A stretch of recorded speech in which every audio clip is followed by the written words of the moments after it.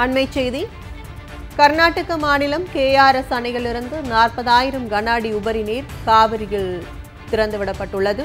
KRS அணை முழு கொள்ளளவை எட்டியதை அடுத்து அணையில் இருந்து 40,000 கன அடி உபரி நீர் வெளியேற்றப்பட்டு வருகிறது.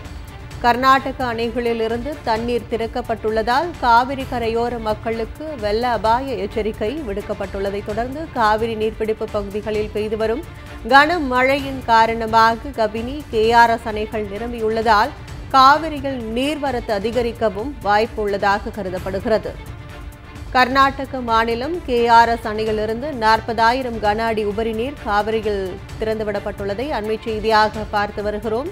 கேஆர்எஸ் அணை முழு கொள்ளளவை எட்டியதை அடுத்து அணையிலிருந்து 40,000 கன அடி உபரி நீர் வெளியேற்றப்பட்டு வருகிறது. கர்நாடக அணைகளிலிருந்து தண்ணீர் திறக்கப்பட்டுள்ளதால் காவிரி கரையோர மக்களுக்கு வெள்ள அபாய எச்சரிக்கையும் விடுக்கப்பட்டுள்ளது. காவிரி நீர்பிடிப்பு பகுதிகளில் பெய்து வரும் கனமழையின் காரணமாக கபினி, கேஆர்எஸ் அணைகள் நிரம்பியுள்ளதால் காவிரியில் நீர்வரத்து அதிகரிக்க வாய்ப்பு இருப்பதாகவும் கருதப்படுகிறது.